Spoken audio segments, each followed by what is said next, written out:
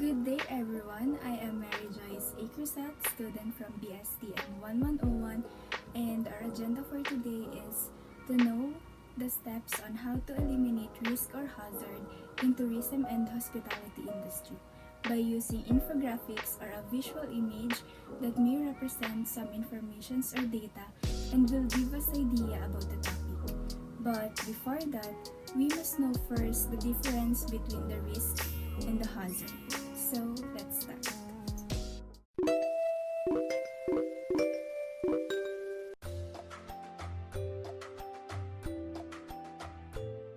I think that most of the people are really confused between the risk and hazard.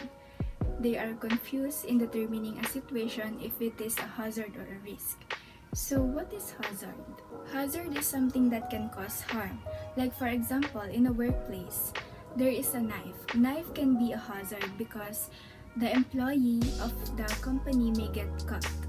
Then the source of energy, which is the electricity or the electricity cables, the employee or the worker of workplace may get shocked. And lastly is the behavior. We can say that bullying is a hazard because the employee or a worker may experience anxiety or depression from it. Then risk. What is risk? Risk is any chance that any hazards will actually cause somebody harm. And for you to be able to understand more the difference between the risk and the hazard, here is the further explanation. You will encounter different hazards when you are working in an office or in a workplace.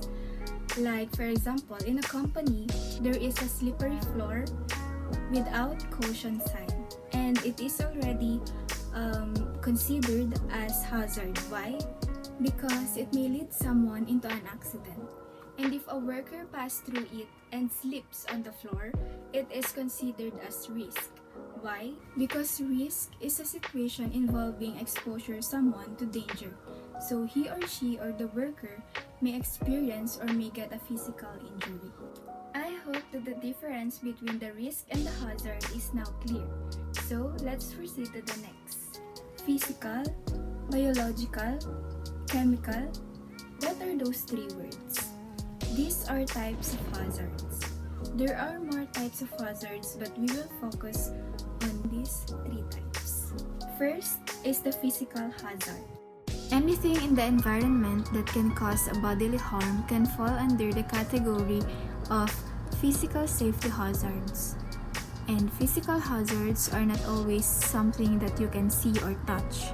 Like for example, the temperature extremes, the hot and cold, constant loud noises, and high exposure to sunlight.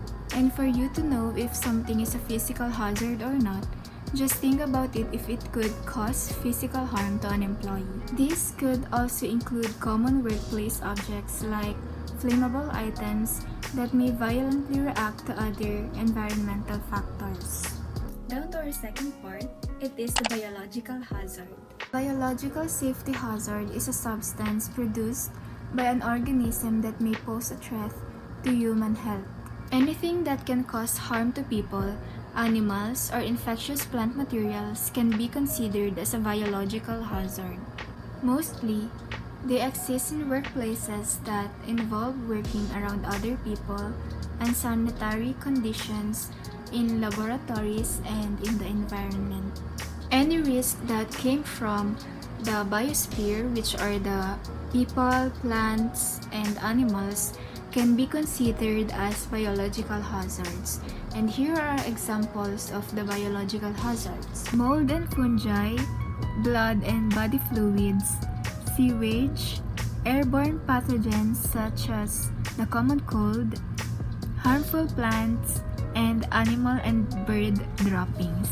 And for the third type, it is chemical hazard. We all know that a variety of hazardous chemicals are commonly found in the workplace, and it is an essential thing to understand the substances that may fall under this classification, as they can have an adverse effect on our health or on human health and cause harm to property and the environment. So hazardous chemicals are substances that can cause adverse health effects such as poisoning, breathing problems, skin rashes, allergic reactions, allergic sensitization, cancer, and other health problems from exposure. Many hazardous chemicals are also classified as a dangerous one. This can cause fires, explosions, and hazardous reactions if not handled properly and safely. Examples of hazardous chemicals include paints, cosmetics, cleaning chemicals, degreasers, pesticides, detergents, and drugs.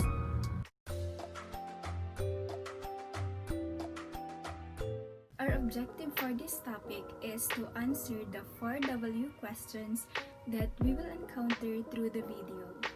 What is risk assessment? Who should carry out a risk assessment? Why is risk assessment important? Upon knowing this, what is the goal of the risk assessment? Risk assessment is used to describe the overall process where we identify hazards and risk factors that have the potential to cause harm, or the hazard identification, analyze and evaluate the risk associated with the hazard, or the risk analysis and risk evaluation, and determine appropriate ways to eliminate the hazard or control the risk when the hazard cannot be eliminated. A risk assessment is a thorough look at your workplace to identify those things, situations, processes, and happenings. After identifying the hazard, you should analyze and evaluate how likely and severe the risk is. When the determination was done, the measures should be in place to effectively eliminate or control the harm to happen. In short, risk assessment is the overall process of hazard identification, risk analysis, and risk evaluation.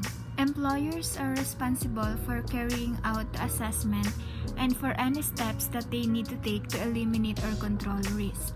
But there are situations or there are times where the safety representatives are asked to sign risk assessments as the competent person, but this is not appropriate. Risk assessments should only be signed by management or the workplace safety officer. Risk assessments are important because they form an integral part of an occupational health and safety management plan, or the OHS plan. They help us to create awareness of hazards and risks in our workplace.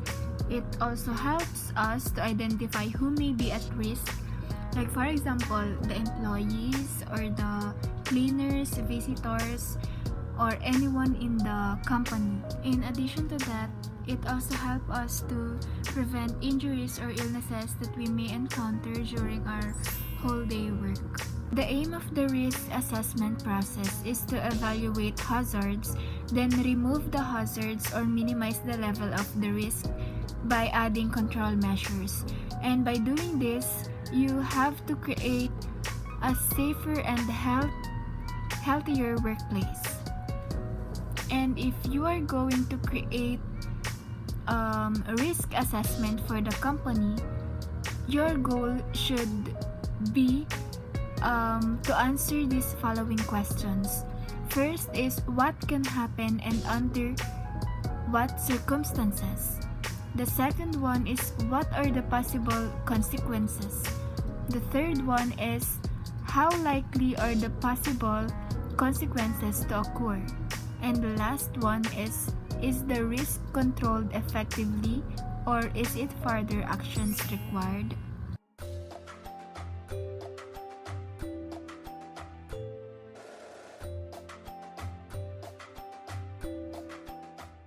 And now, let's proceed to the last part of this video, which is the steps in risk assessment. First step, identify the hazard. The first step in risk assessment is to identify the hazard that the business is exposed to in its operating environment. There are lots of hazards that a business may encounter. So, if the organization has a risk management solution employed, all this information is inserted directly into the system.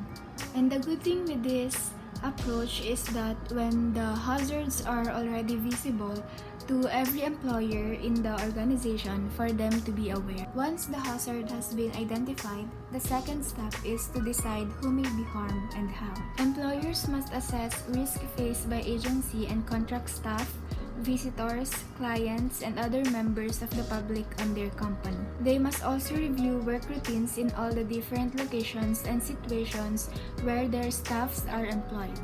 Like for example, home care supervisors should take his or her due account of their clients' personal safety in their home and to ensure safe working and lifting arrangements for their own home care staff. The employers also have their special duties towards the health and safety of their young workers, the night workers, shift workers, and especially the disabled employees and pregnant or breastfeeding women. The third step is to assess the risk and take action. This step simply means that the employers should consider how each hazard could cause harm. It will determine whether the employer should reduce the level of risk or not. Because even though after all the precautions have been taken, there are some risks that usually remains. And as I said a while ago, the employers must decide for each remaining hazard whether the risk remains high, medium, or low. The fourth step is to make a record of the findings. Employers having 5 or more staff in a company are required to record the main findings of the risk assessment. The record should include details of any hazards in the risk assessment, and it should also include the action taken to reduce or eliminate the risk. This record proves that the assessment was carried out and is used as the basis for a review of working practices. Risk assessment is a working document, not just a display, so anyone in the company should be able to read it. Down to our last step, which is the step 5, is to review the risk assessment. Not all risks and hazards can be eliminated. Some of them are always present. So it is important to monitor and review the risk assessment because monitoring risks and hazards allows your business to ensure continuity. A risk assessment must be kept under review in order to ensure that the agreed continuous safe working practices are being applied and to take account of new working practices, machineries, or other demanding work targets. And that's all for today. I hope you learned something from this video and had an idea on how to eliminate risk or hazard in tourism and hospitality industry. Thank you and God bless.